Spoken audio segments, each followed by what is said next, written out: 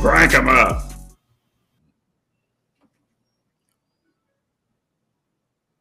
I got some different audio in my ears there. It was another episode playing. I was talking to myself, so I kind of ruined that intro. But Just spoiled that. I was like, why am I talking to myself anyway? I was wondering. I was like, what is going on? Yep, that's how this episode's going to go. It just seems that way. It's episode 49. I'm getting excited. We're gearing up here for the HRL season opener. We just had Edgewood last weekend. We'll discuss a little bit of that after we have our guests come on. We have Alan Nelson and Tom Thompson on, the promoters of the Cambridge Classic, the longest standing race in inboard hydroplane. I think all of hydroplane racing, if I'm not mistaken. I remember plenty of years going to this race. This is obviously where we kind of grew up. What do you guys think of it coming up before we get them on? I think it's an awesome race. Just growing up there brings back tons of memories. Just watching races when I was little, and then finally getting the race there. When I got my start in inboard, it's a good feeling. It's ran by good people. It's a cool town, nice little town. You get a warm welcome there, so it's always good racing. I mean, it's a good course, and the chop tank can get choppy at times, but we always seem to run there most of the time, and I love it. It's a good race. It's a good course. What about you, Austin? Yeah. No, Cambridge is one of those, I guess you could say, OGs, because any racer that you talk to that's been around a while or new, truthfully, they have some sort of memory or something from Cambridge, whether it's the famous Cambridge Storms or just some really great racing on the teardrop course. It's quite an event. Definitely. And that's where your first heat in an inboard hydroplane was, right? Yep. That's pretty cool. Both in an outboard and an inboard, actually. Oh yeah. Did you crash that J stock like your brother? Nope. By brother, I mean Kyle, not Bobby. Yeah. No, I did much better. I kept it above the water. It was a lot harder to get on plane, I'll say that. I had people pushing it down as they're starting the engine, trying to get it on plane. Let's bring our other host in here, get his opinion on Cambridge before we bring Alan and Tom on. A little late, but that's okay.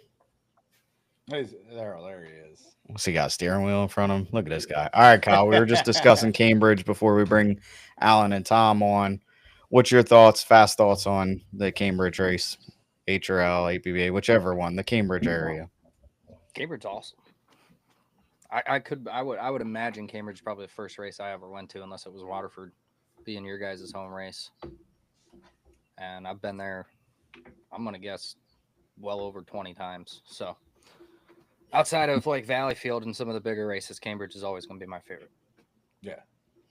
There you go. It's a good town, good atmosphere. See a lot of the same people that show up to that race every year, which is really cool. Seeing reoccurring fans. You get the snow cones. A lot of race. I mean, some race sites get to see that, but it's cool to see some of the locals that you've been. There's some guys that I've seen there every year since I was a kid. There you go. So I think without further ado, we'll bring on the brains and the muscle behind the Cambridge Classic, and you can choose which one's which. Welcome, Tom and Alan. How you doing? How's Good, it going, guys? fine, thank you. Good. I couldn't think of a better intro myself, So it's about time. You guys have been working on this race, obviously, since the time it stops after last year in May. What are you guys' thoughts on how things are progressing? Different changes you've had this year? Anything new? Those kind of quick thoughts on that. You're right. We've been agonizing a lot since last year. Figure out what do you get to do to go to the next level, and we have the concert on Friday night. You guys have talked about it some over the last couple of months, and that in order to pay the bills and to make this thing happen, you got to have something beside a boat race. And we've been kind of struggling as to what that something is and that will attract people to come in. And we've got a concert with a group that is pretty well known here on the peninsula. They've got a good following. We're hoping to draw people in on Friday night. HRL is going to have the drivers come in and be um, part of a session so they can meet the crowd some, and that's going to be good for them and good for the community as well. So we picked up a couple of different sponsors this year. Nothing huge, but it all helps. And I'll, transparency is not one of my strong suits, but we're going into this year, I think, with a good chance of being able to come out financially whole, and that's really what we got to get to. I mean, if we don't, it won't continue. It's that simple. For sure. Now, how many years is this now that it's been going on? I don't have it right in front of me. Well, we're calling it 114. It's Wow. We started, the first race was here in 1911. I know they raced some during the war. We have programs for a lot of those, and I'm saying World War II years. We have programs from a lot of those years. There's some question about a couple of years that we missed, and then we know we missed the 2 years of COVID. But other than that, I mean, there's been something here every year. That's awesome. That's just incredible. I mean, talk a little bit about, I think a lot of the fans don't know about the park and how it was kind of built, I believe, for racing. Do you have the story behind that? When the race first started, we raced at the yacht club. That's where the race was. They actually had a platform out there for the start finish line, and you raced out in the river. As years went by, the actual racers in the community, Skeeter Johnson and Sarge Johnson, and a bunch of them started building Rooster Island, where the pits are now. Great Marsh on piles. It was just that. It was a marsh. They started taking truckloads of dirt in there and built the park. That's awesome. That's kind of why we have ongoing rights to the park. There's still people that remember the park was built by boat racers. So allowing us to have it once a year, twice a year with the Ken Island race really hasn't become an issue. So a lot of people are forgetting that the racers actually are the ones that did that. And if some you guys might remember a little bit years ago, there was really bad weather, and the week before, so it was really wet. And Alan and I made the decision to bring truckloads of stone in and make the driveway because we knew we could do it. If we had to take it back out, we took it out. The city appreciated it, and that's when they built the track. Oh, wow. We didn't have to take it out. So the city's been behind this race for a very long time. It's been a big plus for us. That's cool. That's Awesome. incredible. That's So I really guess cool. that leads in with the city involvement. How do you feel like you give back? How do you feel like the hydroplane races give back to the city of Cambridge and vice versa, besides what you just kind of spoke on? Well, it's we put a tagline to this race a number of years ago. We said it's a community event by and for the community, and by that, you know, the city and the county both used to financially help out with the race, and they haven't been able to do that for a number of years, but they have helped us with services, whether it be trash or um, supplying equipment and doing different things for us. They've been great about doing that. And I think the benefit of the race economically, when you get, in the case of the May weekend, we'll have in the process approximately 60 teams in town. And, a lot of those are 4, 5, 6 people part of the team. And so you start multiplying that out, and the hotel rooms, a lot of people coming in motorhomes, I know, but still, there's a lot of hotel rooms used up, and then folks go into town, and the town tries to be welcoming to people coming in. And another piece that I've talked about quite a bit with our local folks is that it's not just the race weekend that they do it, but people will come back here during the year and get, and just visit. And we've got several racers that have actually bought homes in the area over the years. And so they'll come into the area, like what they see, and come back. Oh, it's Wow. definitely a good area. I always enjoy going to Cambridge. One of my favorite things is going over the bridge.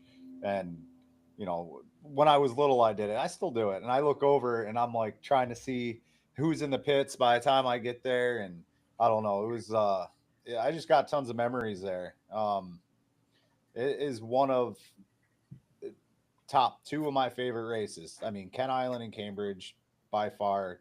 I would go to Cambridge every weekend if you guys had it. Like it's just it's awesome, especially the race course. The race course, the size of it, the small turn and big turn.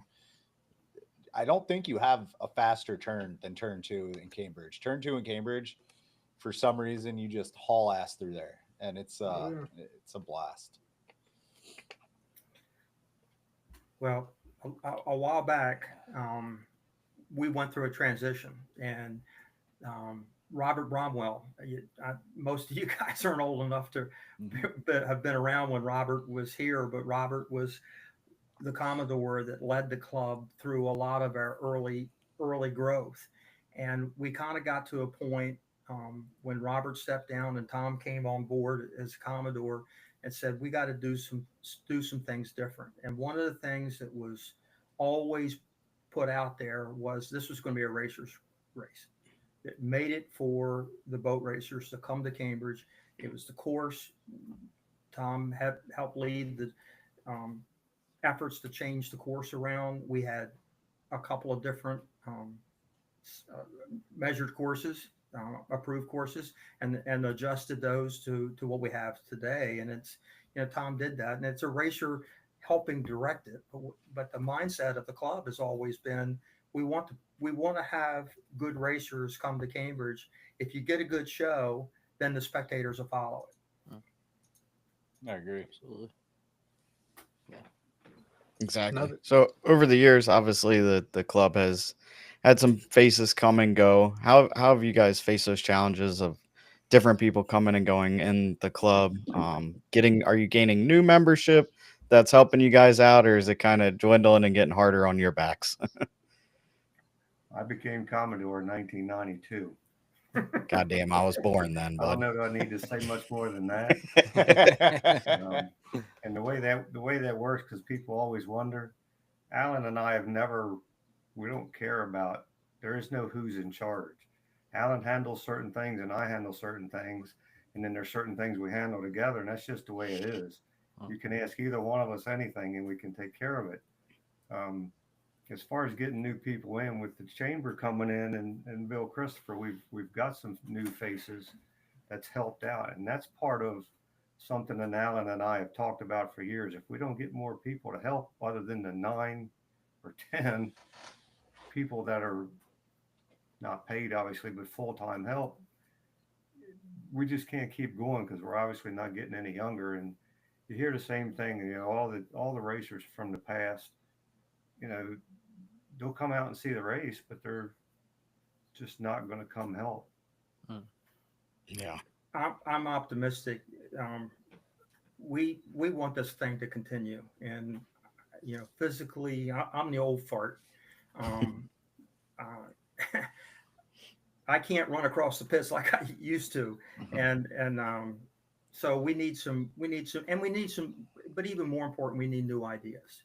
We need new thoughts, and so reach out to Bill and the chamber, and they jumped at the opportunity to one make sure the race continued. They saw the value, both the heritage as well as the potential for economics, and so it's the last couple of years with them on board. It's been a little bit of a learning experience for them to figure out what's going on.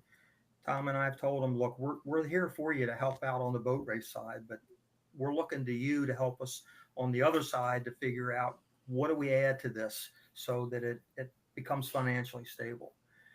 And coming up to, we met last night and kind of found out we're in decent shape financially. Um, we've met our goals, so that's a big plus. Now we'll get through this, and that's helping the chamber get confident that they're going to do something and spend a lot of time on it. They don't want to come away with $1,000 or lose money on it. Mm. So they're looking to help their scholarship fund with what comes out of this, and we want them to do that. Now they're seeing the potential, and I'm hoping that we can leverage this year and next year make it even a bigger step. Definitely. Yeah, I think like you said, we've had so many conversations. I think this podcast has opened our eyes to different things within the events. Obviously, we've never been in your position putting on events, but just seeing them all, talking to different people, and the ability to put on more things at the race than just the race is kind of eye opening to how we can bring some financials back to the race site, because you can only sell so many hot dogs and carloads of people coming in and out. So I think there's a lot of things you guys have worked on. The kids area is awesome. That definitely gets families down there, gets people more involved. The concert Friday night, at least maybe someone will come to the concert, see the boats, think they're cool, and be like, I didn't even know the boat race was happening. I'll come back tomorrow. So all those things are definitely working in the right direction. And like I said, if you can get the chamber behind you, that they're excited about doing all those things, it's going to just continue to grow, and it's exciting to hear.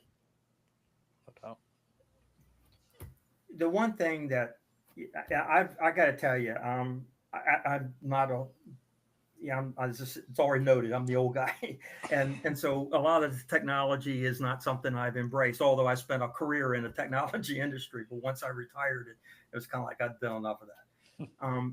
But the podcast has been great because I've listened to other people talk and coming to the conclusion that everybody involved in the promotion side is going through much of the same issue. Different folks have handled it different ways, and there's a lot for us to learn from each other. But the one thing that, and I'll just be very candid, frustrates me is that the racing community hasn't understood is that if you don't start supporting these race sites, they're going to go away.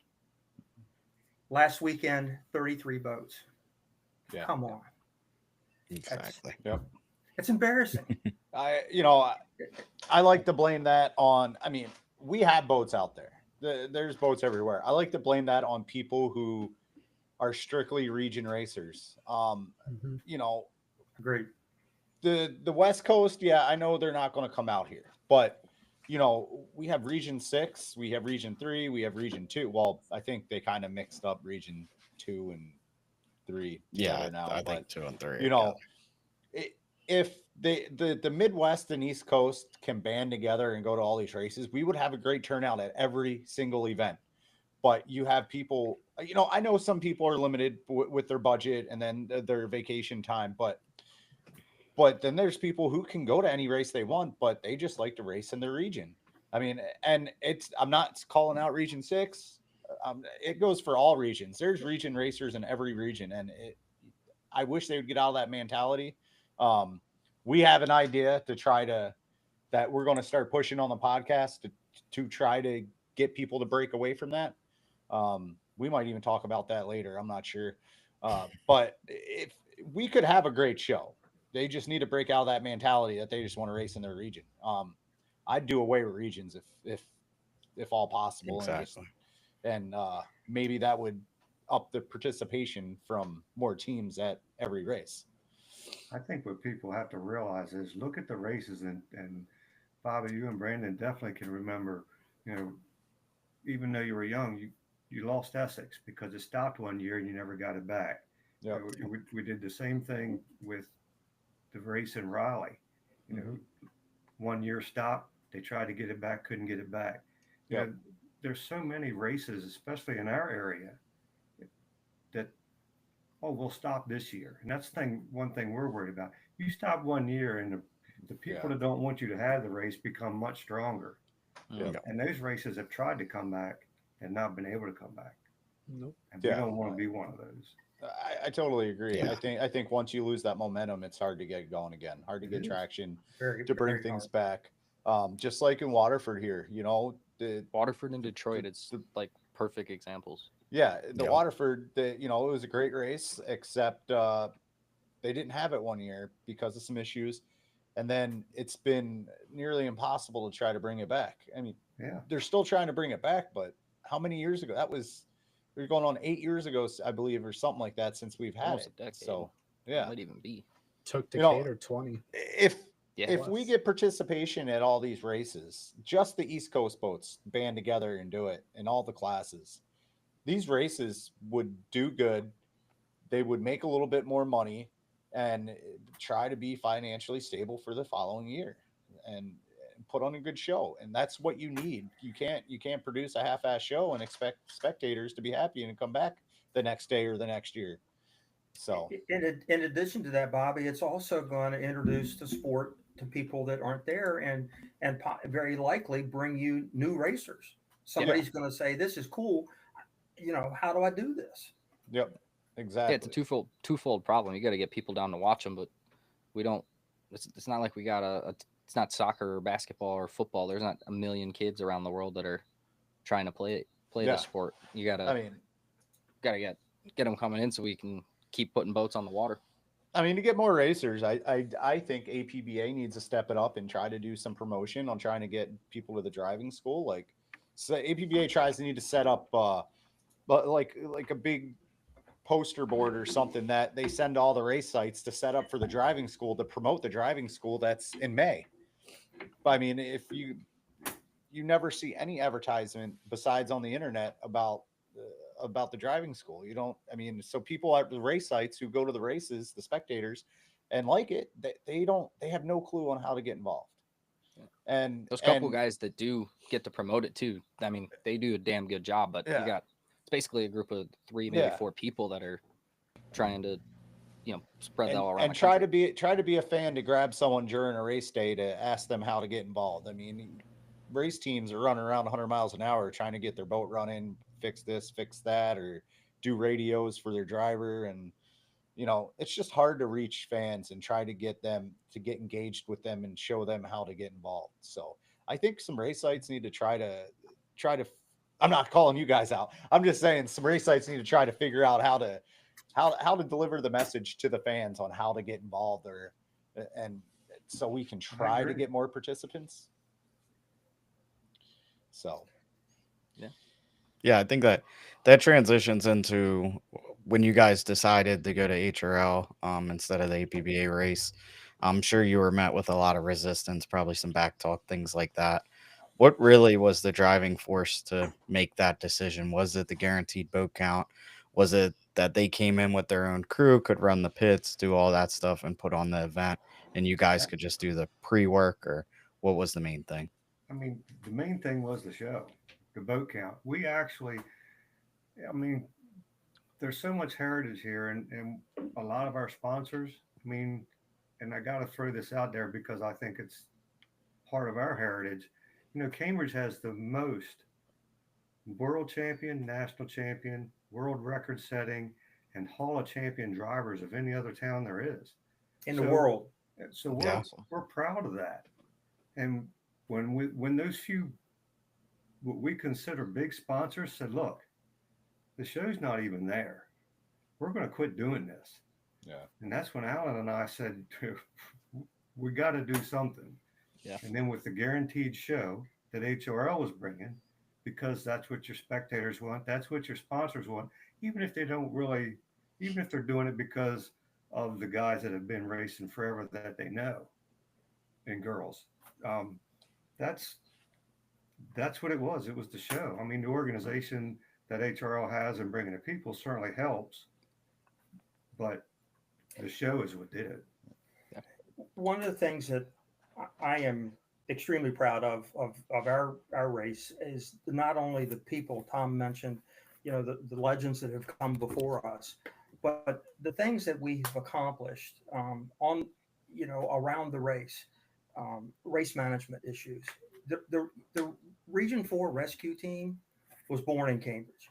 Yep. What we have is a national rescue now started here in Cambridge as with our fire department and a couple of divers that wanted to try something, and it grew from there. Um, Race management, the crew that we've had over the years to run a race when you can. You remember the 100th anniversary race we had back in 2010, Yep. and we had what 105, I think, entries, something like that. Yeah. And everybody ran every day. Yeah. Over 30 heats a day, and we ran it, and it was With I mean, a major was it storm. There's some races that can't get off with 40 boats. So. Well, that's exactly okay. So That's awesome. when to answer your question, Brandon, running the race for Tom and I and the guys and gals that we have with us, we can continue to do that, but we want this thing to keep going, and so we don't have those people training in the wings to be able to be the pit managers, to be the Oogies and the Barons and the others that have done this for so long. So HOL comes in, and my analogy is like bringing the circus to town. You get a field and have them and sell tickets and have them come, and they take care of the show, and that's what HRL does. So going forward, I mean, for a new race site, HRL's, they really bring quite a show. Yeah, and they bring the numbers, and and not only do they bring the numbers, the folks, those of you that have earned that seat in HRL, you're competitive, and so we're going to have this year probably only 50 boats, but hey, that's a pretty good turnout. But it's going to be 50 very competitive boats. Yeah, yep, yeah. You'll have great competition on the water, great heats, great battles, and that's what the fans want. And when you see full classes go out in the water, not APBA full classes where you count 4 boats as a full class or 3 now. When I say a full class HRL, that's 8 boats going out in the water, and heat after heat after heat, 8 boats. That's what the fans want. I mean, they want the numbers out on the water, and HRL definitely provides that, and it's a very exciting show. And Bobby, it's heat after heat. Yeah. It's heat, and then a couple of minutes, and then another heat. Yes. Not a half hour, 45 minutes in between heats. Yep, that's for sure. Yeah, I think it's like we said, the Triple Crown was one of those years where every race was intense. I mean, there was good action everywhere. So now you've kind of taken that mold and recreated it year in, year out. Everyone's looking forward to that. And I know a lot of your fans are disappointed about the Grand Prix this year, and hopefully they come back next year. But the show, I've been saying it as a Grand Prix person, the show is almost better without us, because those 350 guys, I think when they don't have Grand Prix there, they show up and show out. So they're going to be a little bit more aggressive there on the chop tank this year. I got to say, the Triple Crown year, I mean, that a hell of an event. I'm not sure if you could have had it at a better race site. I'm not trying to toot your guys' horn, but the way it was set up and the way it ran, it was smooth as could be, and it went off perfectly, and it was a great event. I mean, even you guys had the award presentation out near the fans, and we've been pushing that on the podcast. Is we think race sites need to either do a winner's dock or some type of award ceremony during the day out in front of the fans, because we need to get in front of the fans more. They need to see the drivers' faces, need to meet them, talk to them, because something like that could spark someone wanting to get involved, either buy a boat or help out or become a committee member. And that's what we need. That's a big key. Yeah, it really is. Yep. But you got to get the races done like HRL does. You guys know they have a stop time. Yeah. We're going to be done by this time. And as far as Cambridge is concerned, and all the races I've run with HRL, I don't know that they've very rarely have ever gone past their stop time. They're usually done. Yeah. Very early. Maybe we might have been pushing it last year. Did you guys ever find the Loch Ness monster that was out there destroying props? Yeah. He resided in Canada. Yeah. It was comical, especially hearing John Tomey walk around. Ain't nothing out there. Oh, that was fun. I will tell you something. I was sweating bullets on that boat out there last year. Yeah. Like when Yeah. I wasn't convinced that something was out there, and they kept saying it. I'm like, you know what? It's If not there. I lived down wasn't there, I there. would There throw a wasn't string. anything out Yeah, there. I'm like, I No. would throw a string of crab pots out there, but I don't. Crab pots aren't cheap, so I don't see people forgetting them and leaving them out there. So It was quite interesting. Couple hours, whatever it felt like a couple hours. Probably was only like a half hour, but it I'm was sorry very I interesting. missed being there. I am too. It's funny. Yeah. They had the stream camera aimed things might have at like gone a the little little different. convoy trolling back and forth. oh really? I was just waiting to see like somebody get excited, like, "Hey, we found it!" and it's just nothing the whole time. Or not be excited if they found something that shouldn't be down there. Yeah. fair enough. yeah. The only So you thing guys that'll got find any is more- some props. There's some You props guys out got there, any I can more tell you that. Questions? Maybe do you guys have any? You've been doing this for a long time. Any comical stories to share from either promoting the event, things that have happened at the event? There's got to anything be out an of our Oogie camp story out or there? something. No, the only Oogie story I have is that the Triple Crown, when he called me up and told me he's on his third pair of shoes because he burnt the soles off the first two. 'Cause it was hot that year. It was hot. And that black Yeah, I guess was that- real hot. I guess that's another point we can touch on. How much did it affect the fan turnout and the other things you had to do to promote the event being in May versus the late July date you used to have? May's hurt us with our spectator fleet. Folks aren't getting their boats over. It depends on the weather leading up to it. But generally speaking, boats aren't going in the water around here. A lot of them until Memorial Day weekend, and so that's hurt us more than anything else. And I guess the other piece that's hurt some have been the fact that kids are still playing sports. School's still on, and Yeah. some of the school sports are going on. So for some, that has been a little bit of an issue. But the trade-off has been, basically weather, The heat. Yeah. It's been easier for us and most of the time more predictable. I remember there was a few years we got a storm like every year there. Seemed like right when we were finishing the last heat for a couple of years.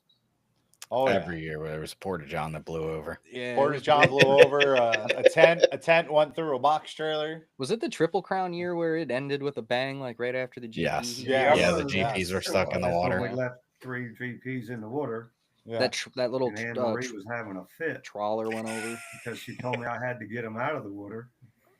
And I told her they weren't coming out. Tell them sit in the water and hold on. That was a good call. Yeah, that was That was dangerous for that boat to be on that crane than it was sitting in that water. Oh right yeah, there. it was crazy. And then I guess there was a boat that capsized down the river. Yeah, so I jumped on the boat, Region 4 Rescue, and we went up the river to help them. And it was like, man, this was one hell of a storm. I can tell you that. But one of our rescue boats or towboats. oh, was it really? the towboat? Oh, okay, Yeah. okay, Yeah. Oh damn! I jeez. didn't know that. yeah. And he knew better. But anyway,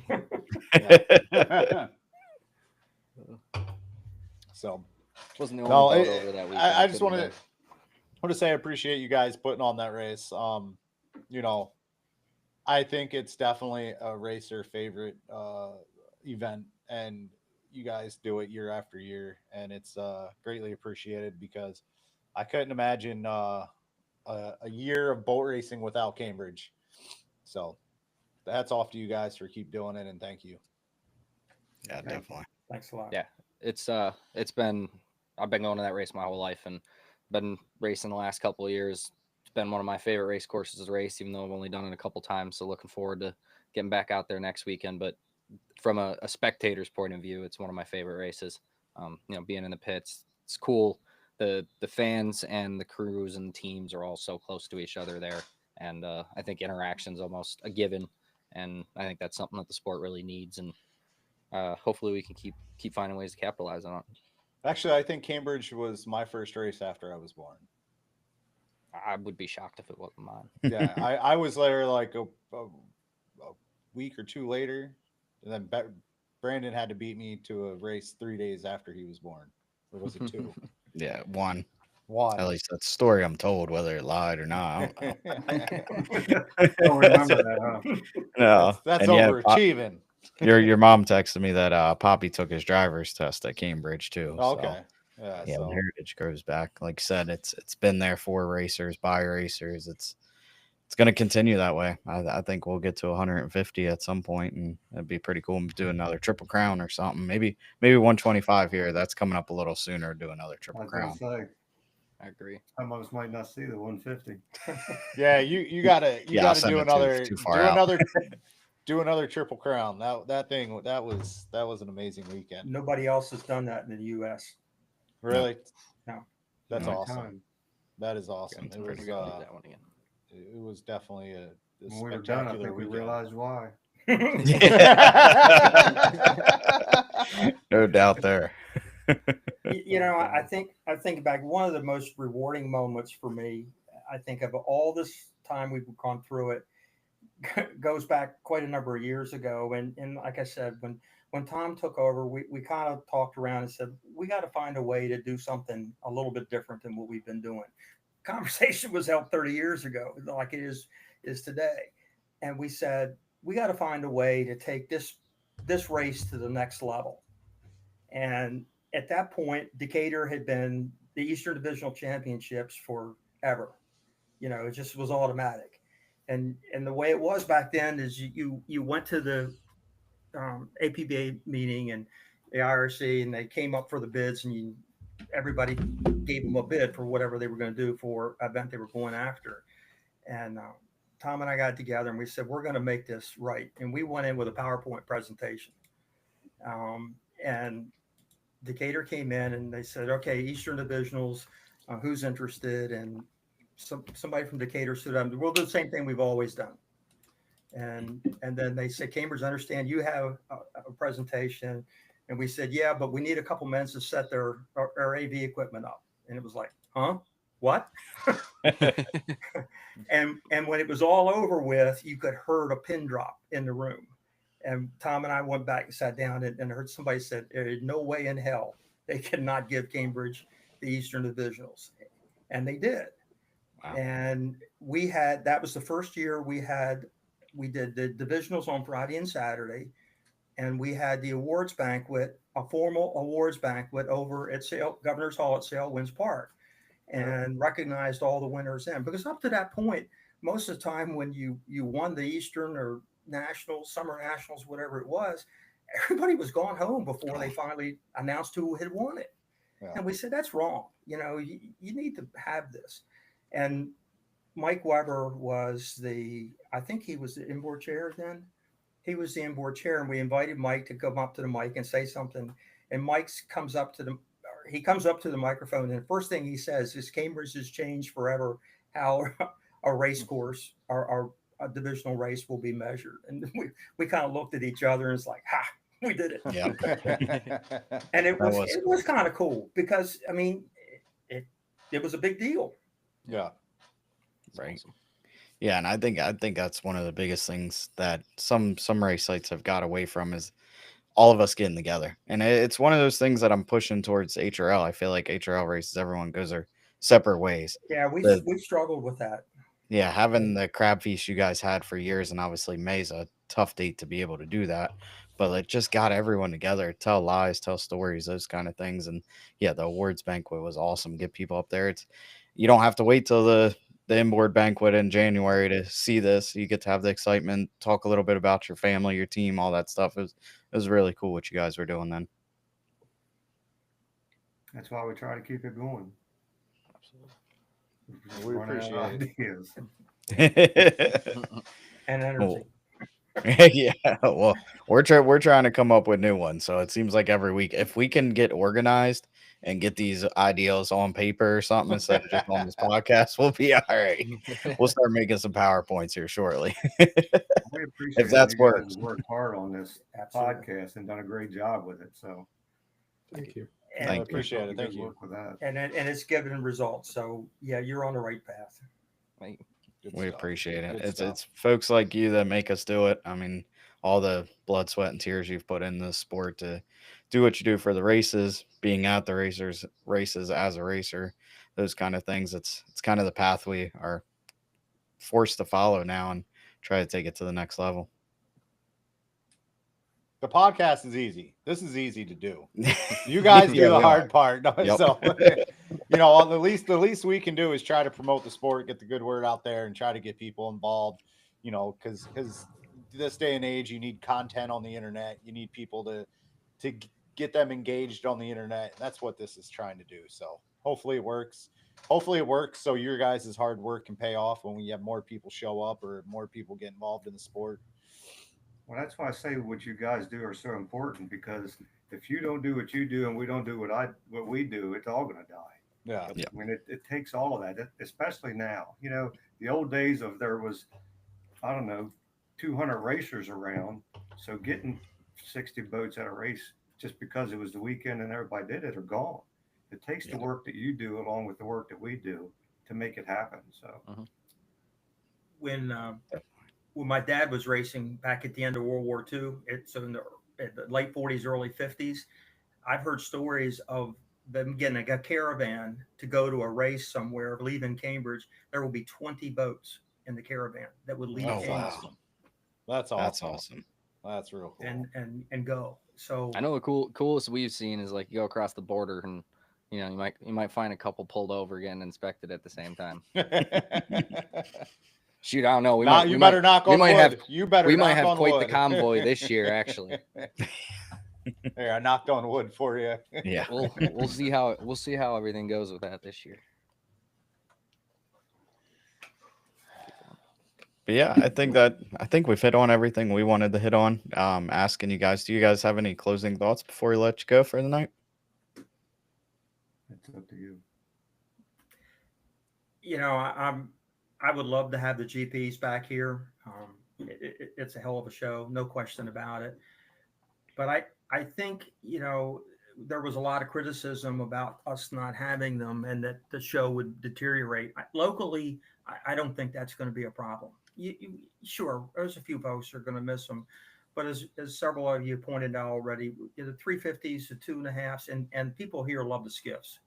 Yep. You know, they put on a show, and we'll have quite a show. And it's a show that we can afford. Yeah. And it's, Yeah. that's really when at the end of the day, you got to pay the bills. And if you can't pay the bills, you can't stay in business. So we are a small community. We will have a somewhat limited demographics to draw from. And so we got to face what it is. And I'm optimistic that we're going to do that and continue to have, you know, a good event for a lot of boats. Yeah, I 100% agree with that. Obviously, I love racing and wanted to race GP there, especially last year. I honestly never knew how much it was going to mean to me to win there until I finally did it. I haven't won there except for the Triple Crown till last year, and just the overwhelming of emotion, people coming up to me, the people that I've seen for years, and the Hills Point gang, things like that. It means so much, but also see where it is economically for you guys. And like you said, I think it's going to be one of the best shows you see all year for HRL. So fans, if you're in the area and you're not down at Cambridge, you're going to miss one heck of a show, because we're going to have more skiffs there than ever before at an HRL race. And obviously they put on a good show last weekend in Edgewood with some new drivers out there. So it's going to be exciting, all classes, and it's first race of the year. You know, all these people been itching to go all winter. It's going to be a good deal, and we're excited to be there, excited to see you guys, and we're going to do our part to get as much content as we can and promote the race the best we can during, after, and into next year and years to come. So we appreciate you guys coming on Chasing Tails and sharing with us some more of the details of the race, and we'll see you in a couple weeks. Thanks. Thank you, guys. Thanks a lot. Thanks, guys. Appreciate it. All right, I gotta clear. Oh, no. I got some people in the chat who are getting all mad. I thought Bobby was like this. Hold up, I got a list of shit to say tonight. Do I have a list? I do. I do. But we'll see if that pops off in the comments. Anyway, people in the chat, look, I was not talking about the West Coast not supporting the East Coast. We love when you guys come out there. I think you were very blatantly clear about that. Actually, I know, but you have these West Coast guys going off. We support this East Coast race, this East Coast race, this. Look, I'm not saying you West. I'm talking about Region 6, 2, 3, and 4, trying to band together to support the races out here because West Coast, they have the best setup. You know, it's one little area. They all can all support the area, and they can have a nice little series out there. With Nice little lots of series. sponsorship. they do Lots a good of job. sponsorship. You don't They just- imagine that They since we've been in Unlimited, man, you know how many sponsors in the Seattle area have big money? Like if you created an HRL out there, holy crap, you'd have one. Oh, it'd be Badass so thing. sweet. Bob, you hit Yes, your mic, bro. it's the best way. Bobby's muted while he's raging. Stop touching that thing. Move it farther away. all right. Now, All right. anyway, So before So- Bob goes on another rant real quick, I don't. do we want to go over the Edgewood results and the Chelan results from the weekend? Yeah, why not? Chelan's pretty simple. They got Yeah. blown out. I Well, think there was one heat, right? There was one heat, and the winner was Cal Davenport. Yeah. For 2.5 He was running, stock. man. I seen that That heat, thing man. was He was running. moving. I really expected Monkey's boat to be super fast with that Grant Ladycoat motor, but maybe the rough water setup not right. Who knows? Oh, that's right. He did buy a Ford at the end of the year last year. All right, then Edgewood for Saturday, 1 liter stock. We had Richard Shaw, the winner. Let's go, Richard. Finally One got that liter. EFI engine running good, and it's kicking ass. That's awesome. Yeah, It he was quick. Looked good the last couple times I've seen it run. Ran Ah, down the 5, like past him for probably Gotta like say, 4 feet at the line. That was my first boat a hell ever. of a race. Yep. Was the last time that thing like was struggling when the wrench fell through it in Cambridge? 'Cause I Yeah. feel like it was good all last year. Yeah, that might be the good omen. The wrench fell through it. Whatever it hurt, they fixed it. It's definitely possible. For 1 liters, we got Reed Mellowick. 2.5 stock, John Was Shaw. that was Reed's first weekend? Was that? I that's think not it was his weekend. first weekend driving that boat. Oh, Uh, for No, sure. I know thought he he's drove driven it at He Caesar's drove Creek. it last Did he drive it year, at Caesar's but Creek? I Okay. think he was off Yeah. restriction still. or something, maybe. But Very, That's very awesome, new. though. So That's awesome. There, Yeah. you talk about we were on the kick of sporting races. That is one family that supports every race. Did I hear they Chris just Ritz- love to go racing? Chris Rich's engine got sawed in half by his crank. I guess. Yeah, I think he was trying to Man. go out the next heat and then took the cowling off and I realized hope- his motor was broken. I hope that wasn't his engine. He was waiting 2 years from Scheckler from. yeah. Man, that sucks. That sucks. For skiffs, we had the Sam and Jerry Awancio duo. No Oh, Max this weekend. Jimmy's getting Yeah, Sam by did a his great nephew. He got Sam walked did a this great weekend. job driving. Oh, all Sam weekend. drove? Yeah. They were Oh yeah, fast. Sam always drives it, right? No, Well, Max they- usually drives. Oh yeah. they but yeah, go Sam back and was forth doing a throughout great the year. job. Really? Yeah. Did Sam start driving another skiff and then No, did she was she in used the to drive- T-boat. The T-boat for a while. She never drove the Barney skiff? No, they never drove. Neither one of those drove the Barney skiff. They got that white one, that was around for a while, and Max was driving it on. Sam might have drove that one, too. Yeah. Okay. And That's then what once they got that's what this it one. was. Okay, it wasn't the Barney boat. Yeah. Barney skiff. For SASE, there's 3 names here, so I'm well, SA24 Paul Fitzgerald and SE9 Ryan Timmerman. Yeah, Oh, that's it was okay. cool to see Jody Klaus out there with he got that motor off the TRD motor that Bonaccini's used to have in their unlimited light. Oh, He has really? that in his flat bottom. It's pretty cool. Oh, Pretty cool Really? setup. Yeah. That's sweet. That's sweet. And I mean, he was hanging with Paul for a bit. And not many Man, people it hang with is Paul Fitzgerald. hard to beat that yellow boat, man. That Yeah. yellow flat bottom. Like I always said, it would be fun to drive a flat bottom. There's only a couple I would probably drive, I'm good. and that yellow one is one of them. And that thing is sweet. I mean, it's just hooked up on And rails and sounds it cool. goes. Yeah. Yeah. Paul does a great job driving it. I mean, I know he's getting up there in age, but he does a phenomenal job driving it. So 100%. And then popping over to Sunday, the only difference we had it was in the 1 liter stocks. We had Carolyn Oliver won in the T5. nice. Great job, Carolyn. Awesome. Yeah. So, I mean, other than just reading results, it was a pretty good weekend. Oh, wait, think- wait. God, you didn't what do you give me want the 350. What did Brandon do? you want to read it, Crank? There was a lot of stuff laying in the oil pan. I'll tell you that much. Yeah. Please tell me Paul did not blow up an engine. No, he pulled the rocker just- stud out. He just wanted to Yeah. park in my parking lot. He was like, "Hey, Hell yeah. you should I have was seen about to Rick say, got a Paul, on light, we so he cannot turned start off. this year like last year. Yeah, If you- I gotta messaged find him. some luck. I was like, Paul, you stop breaking stuff, and he's like, Dude, I'm he- trying. there was commitment." So he pulled a rocker stud out, and for some reason in his box truck, probably because he's trying to build a new box truck, but also building Grindell's trailer that Grindell put him behind on because he didn't let him fit the boat before it went to get painted. But that's another story. He didn't bring his rocker arm spares with him, so he's asking everyone, "Hey, you got one?" No one had one in the pits. So he went on Facebook Marketplace and found some dude like an hour away that had a rocker arm stud and drove his box truck there to No get it. way. So he comes back to tell me this story, or not. He wasn't coming right back to tell me a story. He was just driving by when we were standing out there that night, and he just shuts his box truck off and it's still rolling. And he stops, tells me it, and then keeps on going. And it was like off and back started, and all of us looked at each other and was like, "How do you do that? Like, if I shut a truck off while it's rolling, it's gonna stop." That was pretty slick move. He's never done that know. a time or two, I'm guessing. Oh, no doubt. No doubt. But yeah, it was, I mean, good racing. I think Edgewood is one of those races like we talk about that has a ton of potential. They have a great area there. It's a clean park.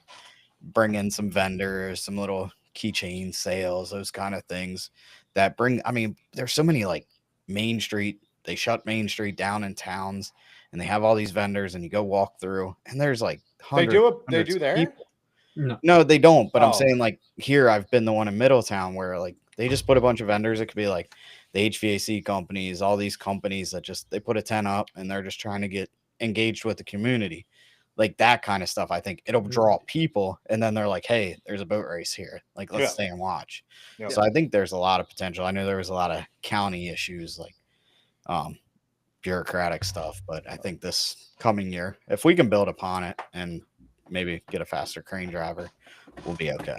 Now the race out west, they unfortunately only got one heat in, and that was 2.5 stocks. And Kyle Davenport, I guess, smoked the competition. I mean, I hear he was super fast. So I saw a clip, video of it. He was moving pretty good. Just moving. yeah, so that's what I heard. So Yeah, and the congrats GP15 to him, tested. and sorry that everyone didn't get to run.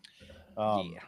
I know the Browns, they were looking forward to getting that 1 liter mod on the water and getting that going, and but Mother Nature just didn't cooperate. But I couldn't believe we got the racing in, to be honest. If you looked at that forecast Thursday, I didn't even want to go. And it's only 45 minutes away. I'm like, we're going to get blown out all weekend. What's the point in going? It's going to rain, but it barely rained. I mean, Yeah, I was Sunday, that was surprised. it.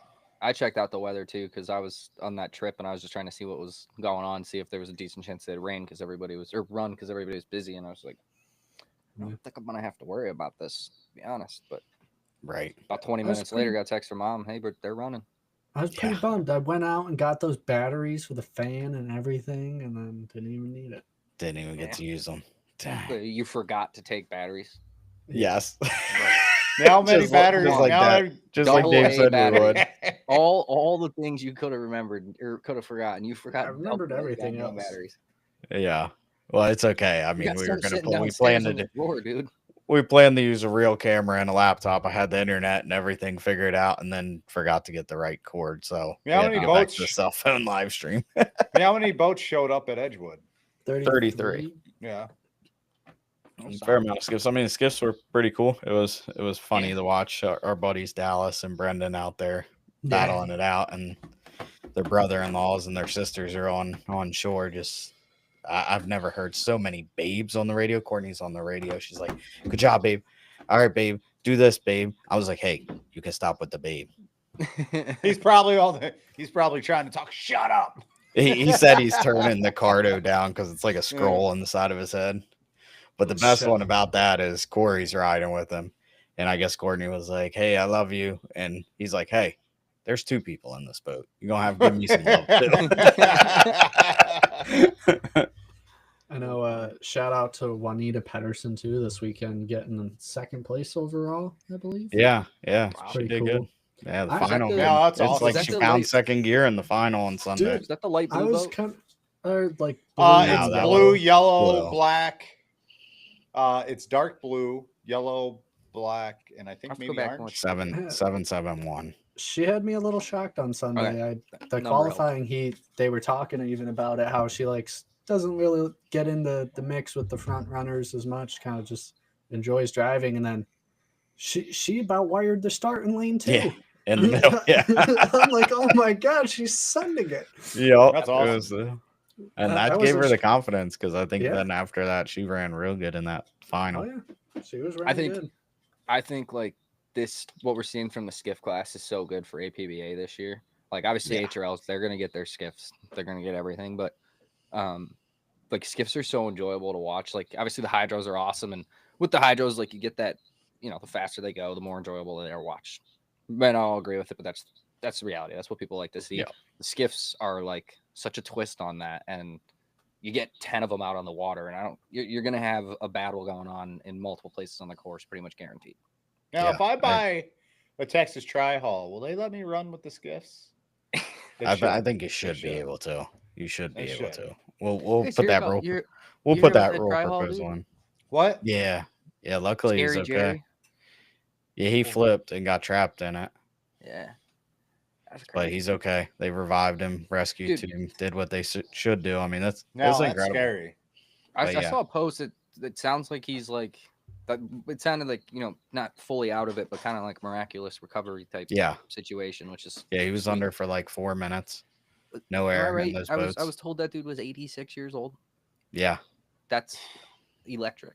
that is. Yeah, and So he'll probably jump 86 back in one. He'll Yeah, probably in a like, I'm Texas good. Tri-Haul, dude. I Lightning mean, can't strike twice. Come on. they should see if this dude wants to get in a skiff if he's not done. Right. He'd probably be like, "Hell yeah, I do."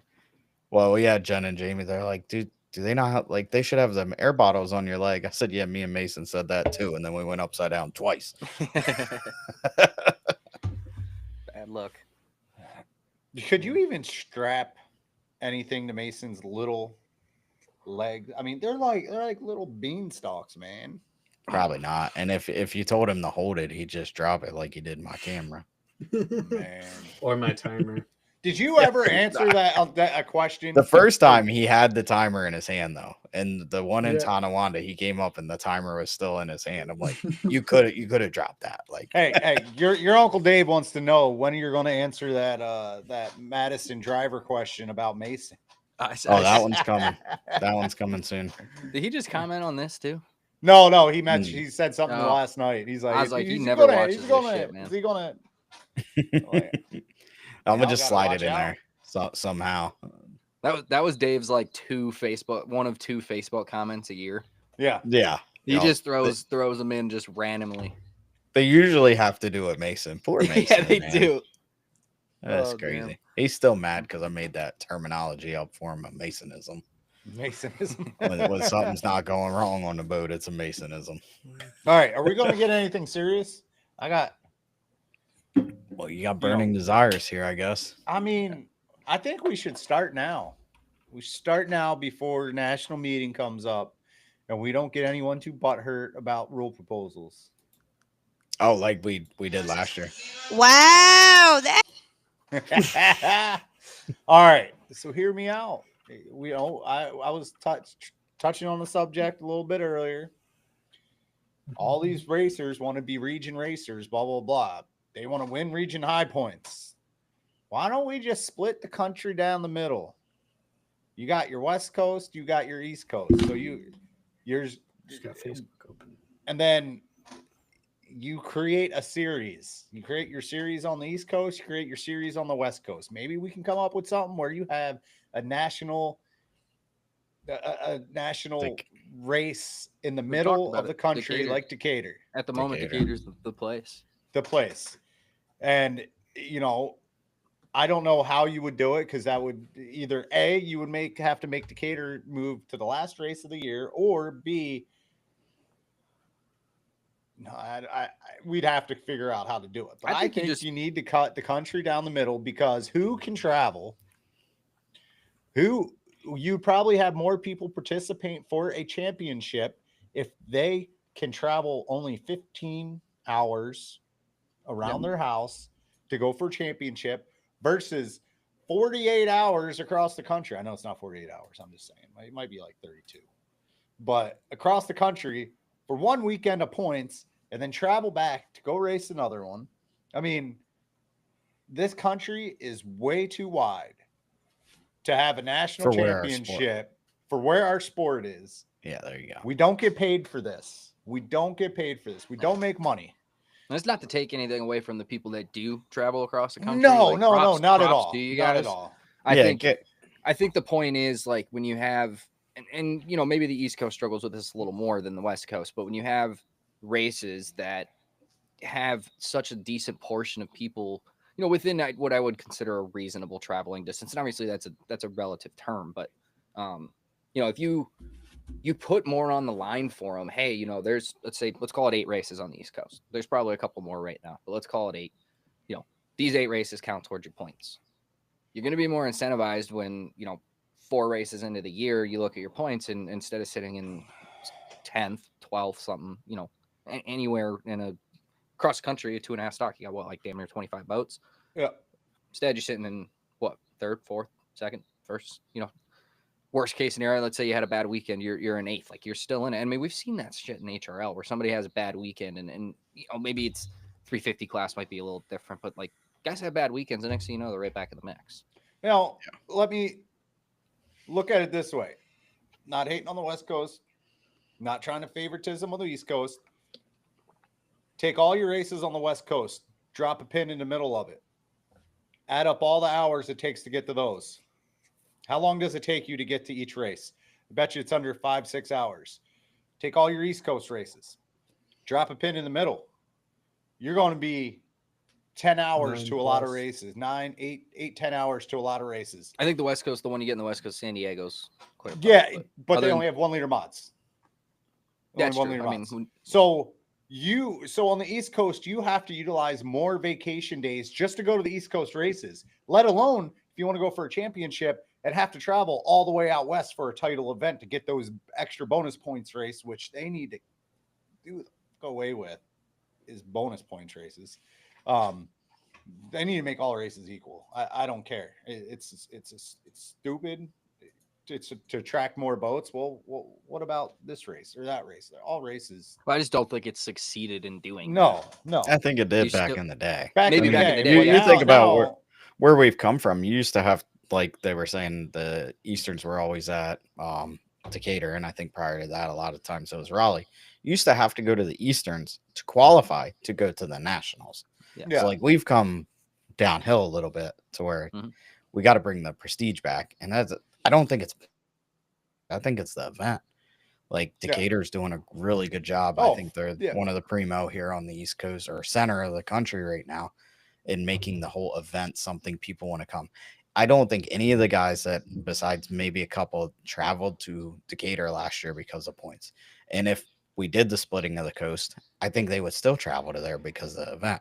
It's not. I don't think you're going to stop those guys that just love traveling. They love the sport of boat racing from going back and forth. Like us, if we want to set a record, we're probably having to go to Yelm or somewhere like that out west because we don't really have good record courses anymore. You're looking at Lakeland, most likely. Yeah, that's it. And then if you're on the East Coast, so weather dependent. So from Delaware, how far is Lakeland if you want to go down to Lakeland?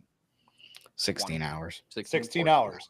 So from Delaware, that's 16 hours. Say if you want to come up the Mott Lake from Delaware, you're traveling 10 hours. So, I mean, we travel so much on the East Coast to try to, and you utilize so much vacation days from work. So to travel the whole country, the whole United States to go for a championship, it's virtually impossible. I mean, can people do it? Yeah, some people can do it, but you have a lot of teams that can't. But do you have a lot of teams that would like to go for a championship if we split the coast down the middle? Abso-freaking-lutely. Probably in every class you'd have more than 3 boats going for a championship versus 2 boats in the whole country going for a championship in one class. It's kind of pointless. I mean,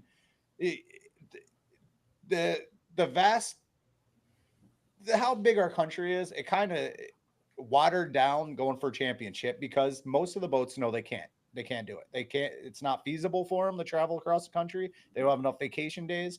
They don't have someone to watch their dog for a week. I mean, because you're gone for your 3 days travel there, 2-day race, 3-day travel back. So you're gone for 8 days at least for one race, for one weekend of points. I mean, we got to split the country down the middle. We got to make going for a championship a little bit more obtainable for teams. And if we do, I really think it would up participation at most of the races because they know they can obtain a championship on their budget. Because ask these guys who go for championships across the country all the time. They're spending a shitload of money.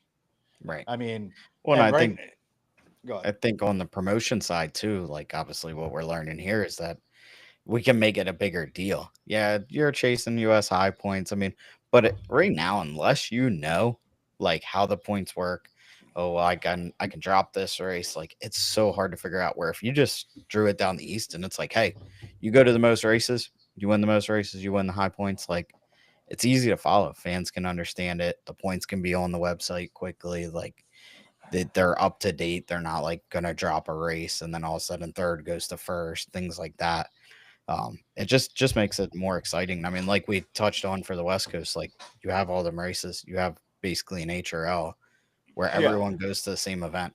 And I mean, case in point, those guys last year, Monkey and Davenport, that they were chasing high points and it was going to come down to Lakeland. It seems like a waste. For seems those two, though. For those two to leave their region or to leave their side of the country, come all the way out here to Lakeland to race for a championship. Why not save the money and settle it there in Region 10 or the west, the left side of the country? Like, two boats, financially, two boats who live a few hours from each other. They're going to travel. Yeah. They're going to travel how many miles and down to the other side of the country, the furthest end they could possibly get to try to settle a championship. Like we need to figure out how to make it more feasible to obtain a championship. Like I know it's not trying to buy a championship, but it needs to be easier. And also right now you're buying look at your marketing. Look at your marketing advantage. Once you do that, you get to go to a sponsor. Because like all these big sponsors like NASCAR has, they're syndicated across the country. But someone like River City Printing, for instance, they're not reaching the West Coast, but they might reach majority of the East Coast. So that might be more appeasing to them to want to sponsor a series that's located on the coast where their main business is. It's not as diluted right now. Right now I picture APB inboard. Like if I was trying to market it, it's very diluted and very hard to market because you have different opinions on coast to coast, what things are. And like you said, same market shares. I mean, like I said, back to Seattle. I think it's very hard to market as a series so many right places. Now. Yeah, I know people are going to say, well, that's what we have regions for. Region racing is what's killing a lot of races. Yeah. Because we have a lot of races out there, but we need the boats. And our boat count over the past 20 years has dwindled so much that we need these boats in all these other regions to support each other. And I think if we split the country down the middle, not saying anything about the West Coast, but the East Coast, these boats will travel because they can obtain a championship. And let's face it, I don't care about region high points. Region high points does nothing for me. I'm gonna pull this out the trash. I do 8th place region high point. 8th place, bro. Oh, they're like Brandon's coming. Print up an 8th place. We're gonna give it to him. Yeah. I think the way you're saying. Bad part is there was people behind me. When you went up there, were everyone yelling speech? No, dude, I wasn't even there. Somebody texted Mason about it. I was like, you kidding me? 8th place? Like that's like a participation trophy, folks. Give me my dopey dunker. That's all I care about. Yeah, dopey dunker. Still ain't got no dopey dunker. Man, speaking of dopey dunker, I think Andrew Tate's earned a lot of those the past 2 years. That dude is Shoot. flipping, twisting, and breaking everything. A tunnel Like, tunnel boat to him is like a skiff to me. We should probably just stick to inboards. All right. Yeah. Or glad he hydroplane. came out all right, but I think that's 2 years in a row in the tunnel boat he's won over. Yeah. Crazy. Those things are wicked, man. Like, Yeah. I get so confused watching them sometimes because there is no lanes, right? That's not a thing. They don't Nope. run. I have no As long clue. as you I can have no clear the clue. guy with the outboard, you can come over on him. He weren't cleared. I don't know if that guy slid out or he came over, but they hooked up and he just went bloop. Yeah. I have no clue. Back to what you were saying though, Brandon, like HRL, like what they've been able to build is like I argue in a lot of ways their ability to market a series. I mean, one, they have fans actually, and it works. This is something that I don't know is necessarily replicable on a big scale. Like you might find, even if you split the coast, you're still looking, we travel to Cambridge, that's 10 hours, up there and there, especially the core of their circuit, you're looking at a couple max. Yeah. But they're able to market it as a series to where at the minimum you have people that, let's say Bahornwa is the site that they go to, that's in their backyard. They still tune into Valleyfield, see what's going on, and tune into Cambridge, see what goes on at the beginning of the year. And I think when you lose the ability to market all of the races together versus individual race sites, which as we've just learned, like these guys work really hard to do that. If we can help them in a sense where there's an extra factor, there's this connection of races, and there's something that happened at the last race that's going to matter at this race, and it's leading into the next race, and all the way through the season, we've talked about it with particularly with HRL because it's somewhere where we can. The story that goes with the racing and the story that goes behind the scenes and all that stuff, points battles, all those things. If you can't market it as a series, like that stuff's not even in the question. Yeah. So if we do split the country, you can market the East Coast as a series. You can. Speaking I of mean, that, they hold should up, already hold up. be doing it. But Speaking you of can, that, if this is a big thought, who doesn't inboard chairman go up for grabs this year? Which one of us is running for it? Austin. Yeah. I think I was talking to Kyle Pipes the other day. I was like, either we need someone good looking or someone that's just gonna be like, I don't like what you're saying, so shut up. Kyle Pipes is definitely the second one. Yeah. But should ask Timmy who he'd rather debate. Right. Yeah. But the West Coast already has. I'm in danger. The West Coast already has a series. They can make a perfect series out of that. I mean, I think for them the infrastructure is there to build a West Coast championship. If you compare it, they're kind of set up like HRL. They are 100%. It is 100% perfect. And the thing that they got going really good right now is they built that T class, so they have a really good injection of young blood that's going to move up through the classes. And if you can keep that flow, even if you don't get 4, 5, 6 people like they had join at the same time, even if it's 1 a year, 2 a year like that, and keep filling out the classes, that show would be awesome. And it's not like it's bad right now. Look at Katie Brown. Katie Brown's racing a 1 liter mod this year, and her parents just bought a 2.5 stock, and she'll be stepping into that next year. I know Carson's going to be moving up to 2.5 stock here at some point. Yeah. But even that, so like you talk about marketing, it always comes up on like our over the 20 years I've been listening to it, is like, okay, what's our 5-year plan? How are we going to do this? When you are thinking of an entire nation, it is way harder than like if you just split it too. Because like we have a lot of race sites with fans that we have to focus on what they want.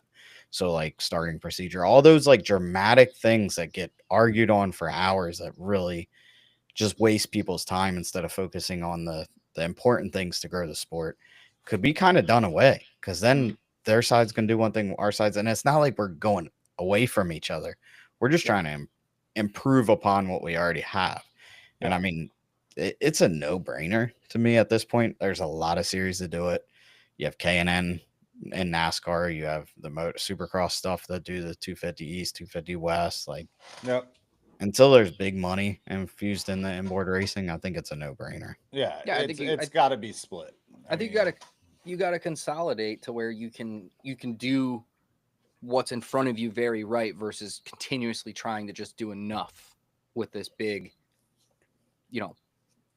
thing. I don't want to say it is a big organization, but it's a lot of different regions and race sites and stuff they're not even, let's be honest, it's not like they all work together. Like they all Yeah. put on their own show, and it all kind of gets roped into the same thing. What if it all was a show? Yeah.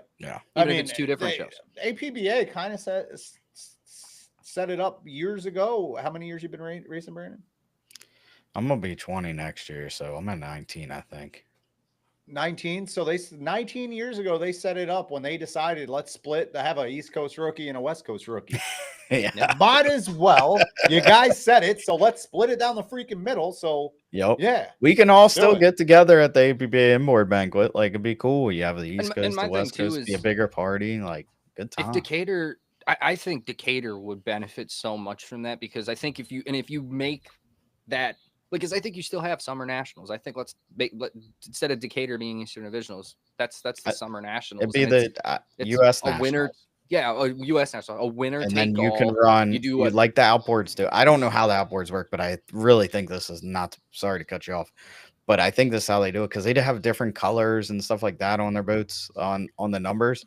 So I feel like if you set it up and you go to Decatur, if it's the U.S. Nationals and you win, that's your U.S. one. yes. And Yeah, then I agree. out be here awesome. it would be like with a little E or something next to the Yeah, one if you wanted to run. Like, I agree.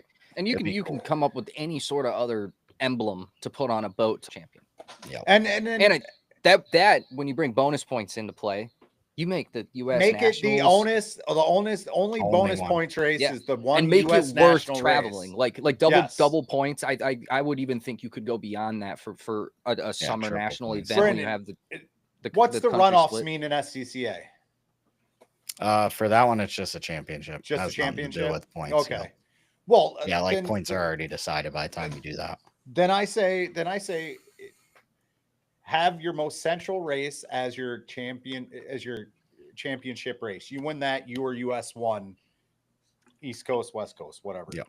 Or to say, because you meet up, if you do win that, you are the US 1 of the whole United States, not Yeah. just the East And Coast or West Coast, just in that class. It's the kind of whole what's country. that?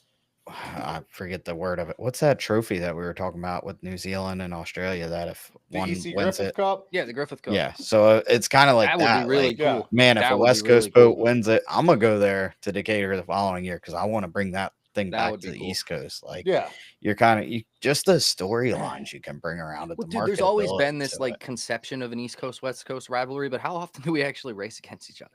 Right, not often. No. Mm-mm. Imagine if we, and like, you have the examples of the Triple Crown, and I think the East Coast West Coast rivalry was one of the headline stories at that event. I mean, Well, this, and I think this could, it's kind of like we just said on when we were talking earlier. Is like, unfortunately, the way it is, they actually travel out here more than we travel out there. Yeah. Like this year, the Nationals are out there. I doubt one single boat from the East Coast goes, except for maybe a Y boat or two. Yeah. And I think, like, obviously Decatur right now is our most central location, and like we don't really have anything close to that. But I think if we're able to do this and like it did see it benefit, that's when you really look in that central region. And if you even got like a crop of 3 races to kind of rotate between, because to be fair, like Decatur's probably leans East Coast. I don't have a map in front of me, but it's got to lean East Coast quite a right bit. now, yeah. You get something out in maybe more like the Iowa area or something like that, and I don't know. They probably don't have a ton of, look at the map. If water. it leaves Decatur, you look at the map and find like 3 big market areas and try to put on a boat race there. Yep. Like, I mean, and it's like, I know HRL's to The say on Ozarks. them is like they've said, yeah. Ever Ozarks tried to be race cool. there? Is that is that The ever been a Ozarks? Tons Ton of of money boats around still. there. Tons of money The around GPs ran at what was that? Like, not Firebird, like they ran out at Havasu once when Dean Rojas was doing it. Okay. But anyway, like I've had, because I run the GPA page now on Facebook, I've had a place in Texas ask them, what's it take to put on an event, and look like a pretty badass area. That So would be there's sweet. people out there. It's again the whole thing of marketing and there. social $1 media million. and showing- yeah, that's exactly, yeah. Like, dude, I think it was right outside of Austin too, and I'm like, That'd be that's sick. what I've been saying. Like, I mean, that could market easily Do turn it. out Do the it biggest during the race we winter. got. Do it during the winter. You don't want to be Nope. down there during the summer. No, not at all.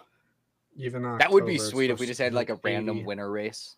Dude, Yeah. there used to That's be what they winter used to be in races Florida. all year round. You could go Really? racing if you wanted to go down. You had to the winter series in Florida. That was sweet. Louisiana, Mississippi. You could That's go cool. down. You could go down there and race all winter. I'm if telling you, I'm wanted. getting sick and tired of this friggin' 5 months sitting here on my ass just thinking about doing it. At least Yeah, we sit gain- around for gain 5 months weight. and talk about it. Yeah, exactly. Before Yeah. this podcast, it was people watching videos in their living room the whole winter. Yeah, Now you they guys can are watch welcome. videos and watch the podcast of Yeah. us talk in circles. Yeah. Yep. At least we ain't talking about the Honda left and right anymore. Yeah. Yeah. Now we're talking about splitting the coast. We can't talk about the Honda. Well, we can't We're talk wrong. about the Honda. We were wrong. We were It's wrong. so fast. We were wrong. So The fast. boogeyman's there. So fast it's breaking records. It is fast. Don't get me wrong. We never sold that it wasn't fast. Why the hell And would we now- bring in something slower? You have it Jesus is cool. Christ. I mean, the fastest boat now has one. So, hey, it is what I it just is. love all the, It's gonna be the fun. immediate in my opinion, overreaction to John Shaw in the 92 going out and being blazing fast. It's like, Yeah, like they weren't fast all year Okay. last year, beating the Hondas that supposedly had 20 more horsepower than them. Like, literally the only Honda that consistently beat them was Eddie, and I watched John beat Eddie on multiple occasions. yo, Yeah. Yeah. So give me a break. Is there still stuff to be worked out? Absolutely. And like Always will be. the reaction to where it's just like, let's just point fingers and not work for solutions. It's just like, God damn. Drives me nuts. I understand that the anxiety with Cambridge around the corner. Like, I'm not trying to downplay that at all, but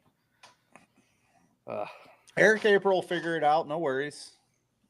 Got faith Yeah. in the man. You got to give him some time. He'll figure it out, and it'll be good. that's it. When you No got new worries. people working with racers, organizations, like it just takes time to Yeah. everybody to gel, figure it out. Yeah, and it's gonna be it fun. We takes got- it takes time. There'll be bumps in the road. You figure it out, and build on it, and it'll be good. Don't get me wrong.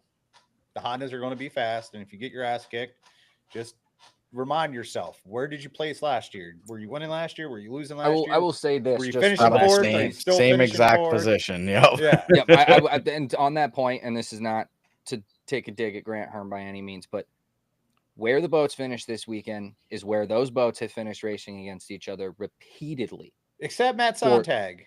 Well, but he hasn't even I been know, I know, racing. I know. I mean, like I know. the three boats that have been racing, I have never That was beaten my Grant point, Hearn that's on my the point. water, and I know Grant's beaten John before, but in times that I've seen in the last couple of years, John has won every heat that I can remember. So, what is the immediate problem related to points or any of those situations? Yes, we need to.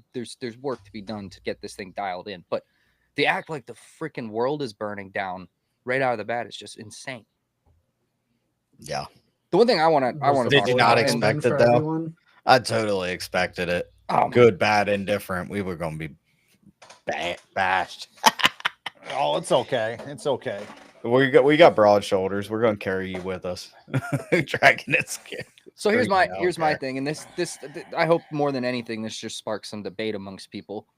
For Cambridge this weekend, assuming that and I think the tough part is like, how do we really find out Next if there's weekend. a solution? Or sorry, next weekend. How do we really find out if there's a true solution? Like the things are right where we want them to be by then. There's only a couple boats I'm aware of that are going to go test.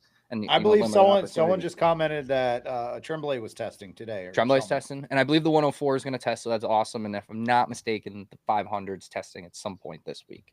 Yeah, Friday or Saturday. So that's awesome. So we will get. I think some you're gonna have enough. opportunities.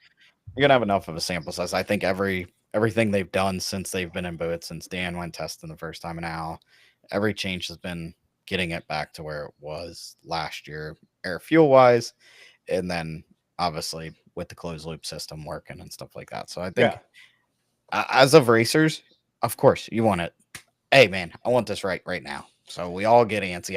I'm in that boat. I was getting antsy too, but I think we're damn close to it. And that's what we were trying in Edgewood. Everybody had the same tune in Edgewood.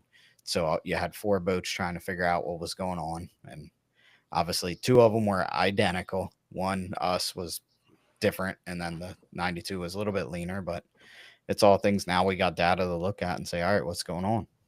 Yeah, it's something to build on. I think everyone gets too caught up in their everyday life with they pick up their phone, it's instant. They turn on the TV, it's instant. The internet's instant. So when you have something that doesn't go your way and you can't change it right away, people will tend to freak out. You just got to take a deep breath, step back, Like let Austin. people figure it out. I mean, Eric Let's April's talk- going to figure it out. And what's Let's that? talk about Austin trying to figure out idling back to the dock. I was Because gonna he went wrong. I was just stab watching all those of you. GoPro videos the other It day. I is was funny as epic, shit, man. My man got out of the boat because God. Dave is yelling at him. Start Turn paddling. the wheel. Idle. I tell you what, the Honda's got a really strong starter because it was just cranking. And Austin got out and he's like, done. It was the funniest thing. Me and Dave just looked at each other and all we could do was laugh. Meanwhile, Dad goes over to the guy Ross, the towboat driver. He's like, get on this boat. Let's go out to it. And basically hijacked the guy.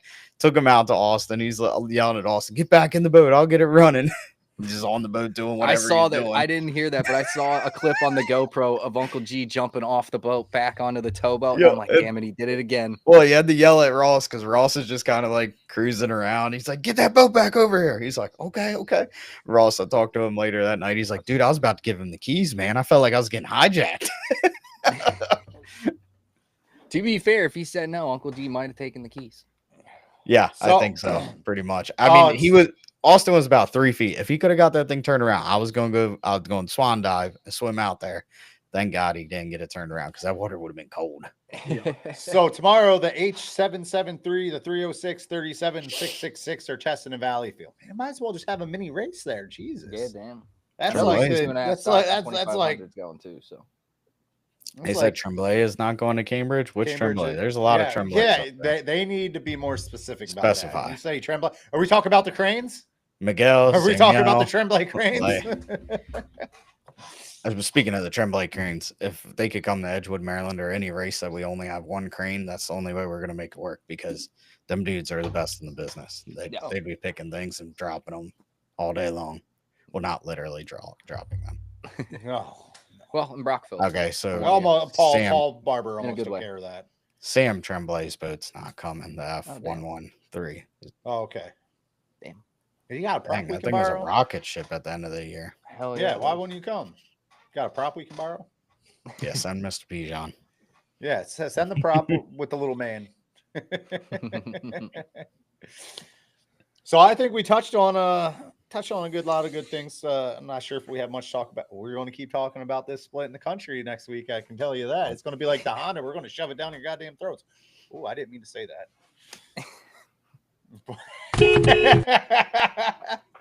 But Oh, yeah, wrong one. there we There we go. go. There we go. The But yeah, we're gonna keep pounding that down the center and Jesus Christ. There's a viral It clip. was so much worse, dude. I'm glad Pipes just commented. And then you're on here. we're going to keep talking about splitting the country in a good way and keep raising awareness on how good it'll help each coast and Yep. I'm in danger. That's how I feel about the ending of this one. If you made it to the end, it's a good one. But yeah, Man. we got Sean Bowser coming on next week, right? Yep. Talk about Decatur. Oh, Obviously, we that's coming up see in a couple we can weeks. talk about splitting the coast and it'll benefit No, We're Decatur- definitely going to ask him. use Definitely gonna Decatur ask. as the I mean, he's a good one to ask too because I don't think he's ever He won does high travel. points, but he travels a lot. He goes to San Diego. He goes out to Washington. He travels to me from watching it from the outside for the love of the sport, for the Yeah. love of the people, yeah. going to visit friends in different areas. Don't even need to put high points in it. Why is Bipes in the chat? It's always Well, something. he came at the perfect time. while you We were gotta trying tell. We split gotta something. tell. We gotta tell Jessica to take the phone away from him on podcast. Well, nights. I think he was in some type of meeting tonight because he's late. So Brendan wants to know if you're coming to Cambridge. He probably Me? needs a rider. Me. Yep, What? So you need a driver? he needs a ride. No, I ain't riding no skiff. No, I think he needs a ride down there. Does he need a ride in a skiff? No, He's Brendan from needs a Maryland. rider. He needs from. He's Maryland. gotta Oh, find I see. I somebody. see. I see. He needs a driver. He can ride. There you go. Talking about son. I don't know that I'd want to be driving a skiff with Bob in the passenger seat. No. J. Michael Kelly did it. I didn't think he was going to do it the next day though. Yeah, one and done. I I don't think he did either. It was either we got blown out. Yeah, we got blown out the next day, and I don't think he was going to ride the next day. Yeah. We'll see. Again, back to the Masonism thing. Apparently, I'm the only person Mason would ride with. He's like, I ain't riding with anyone. But if you bring Skip back out, I'll ride with you. I said, it's about the dumbest thing I've ever heard. I've tried to drown you twice. But you'd get back in. Come on now. Man, I heard some of the skip fleet's still out because of your incident. Yeah, man. I guess Man. it is what it is. Whoopsies. A couple of them were bumping this weekend too. No I way. think actually, no one yeah, else bumps. Not in skips. Yep. No. It was the 41 and 8. They came together, and Brendan went and 41 told and 8. Abigail. Abigail didn't even watch it, and that's Abigail's boat. Who's So the 8? nothing. George Soul. Oh yeah. So yeah, nothing like telling your wife you scratched her boat and she didn't even know about it. He'll learn. You just don't tell. All he had to do is not tell her, and she would never know. Could have came Exactly. from anywhere. Exactly. Could have blamed it on her after Cambridge. Yeah, Brendan Is he said driving that. Is he driving again? He's driving all Yeah, he's year. gotta be Brendan said that Mason told him he's got to ask his mom. Gotta ask his mom. He's what, 22, 23? Oh man. That's hilarious. Kyle Bipes, it'll come to, he's asking if the JS35 will come to Madison. It'll come there if you purchase it. Purchase Make it. sure it's there. Purchase it. River City Printing JS 2. I don't know. What's a Mat 6? It'd be 6. Madison's number 6. Oh, it would be there you go. I just learned that recently, to be honest.